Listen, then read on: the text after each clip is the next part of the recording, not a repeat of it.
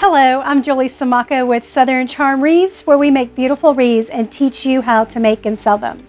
I want to show you a sneak peek of this month's featured wreath of Wreath Making of the Month Club.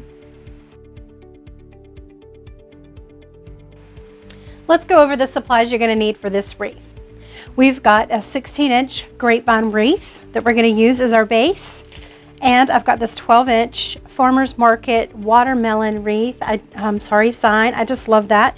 This one is a geranium. It's a red geranium, and it has 12 floral heads, and it's 20 inches long. Now, just because it reads, oh, if they fall off, we'll have to just glue them back on. But just because it reads 20 inches from top, to bottom, doesn't mean we need it to be 20 inches. So if you find a bush that has, some of these stems that are shorter, that's okay. That can work too.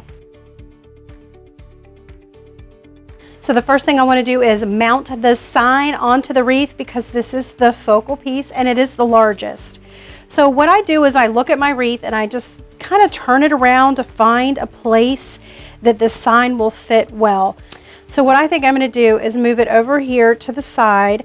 I think I want to angle it just a little bit so that it's not straight up and down, but that's okay too if you want it straight up and down. You just choose the way you want it. To use the ruffle technique. So with Deco mesh, there are several different techniques for attaching mesh to a wreath form. And this method that I'm showing you is called the ruffles. So see how we pulled the pipe cleaner through some of the grapevine. And now ruffle the mesh just like we did on the first piece.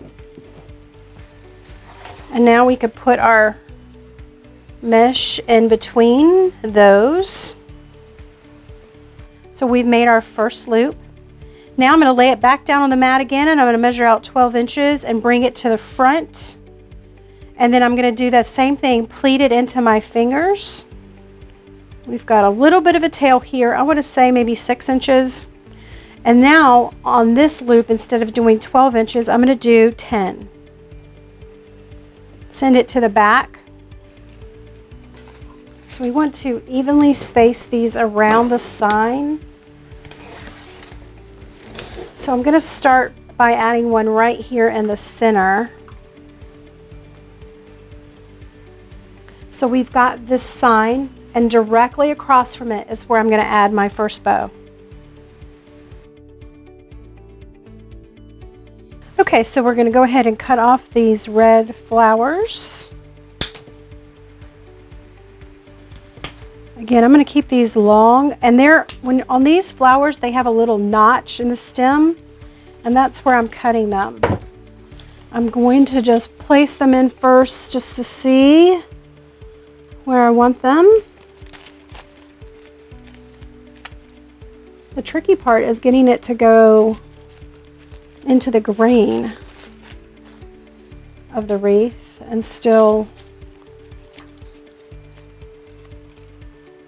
instead of going straight back through the wreath, you want it to go into the grain. So they have one green leaf above on the top of the ranunculus. And now I definitely need a pick for these, because these are some thin stems. And I'm just going to start adding these. Now what I want to do is fill in between the red geraniums. Let's see, where am I going to put this guy?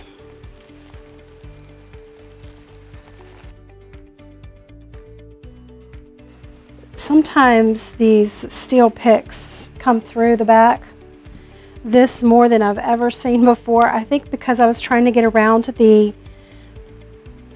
Deco mesh loops that were tall.